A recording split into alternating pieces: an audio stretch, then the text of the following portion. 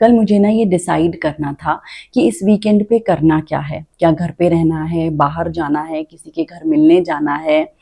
और बहुत simple choice थी, फिर भी मैं उसको अवॉइड करे जा रही थी और जैसे-जैसे दिन गुज़र रहा था, वैसे-वैसे चॉइस हेवी होती जा रही थी।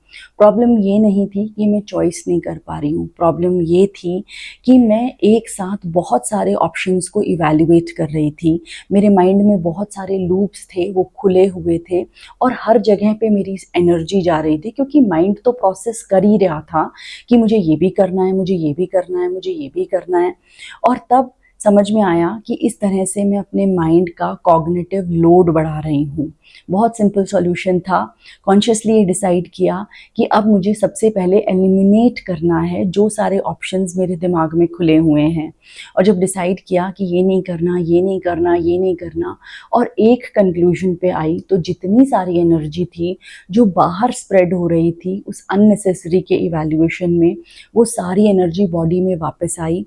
हार्ट बहुत कंफर्टेबल फील होने लगा, माइंड बहुत क्वाइट होने लगा और मैं एक स्टेप से दूसरे स्टेप के ऊपर जंप किया। जहाँ पे पहले मैं डिसीजन नहीं ले पा रही थी, अब मैं ये सोचने लगी थी कि मुझे उसे एग्जीक्यूट कैसे करना है, अब उसको कैसे अब हम आगे लेके जाएंगे। तो यही एक छोटी सी चीज़ है जिसे हम ये समझते हैं कि बहुत बार चॉइसेस सिर्फ ये नहीं होती, क्लैरिटी सिर्फ ये नहीं होती कि हम कोई चीज़ चूज़ नहीं कर पा रहे हैं। बहुत बार हमारा जो लोड है वो इस चीज़ का होता है कि हमने बहुत सारे लूप्स को, माइंड के ऑप्शंस को ऑन करके छोड़ा हुआ है।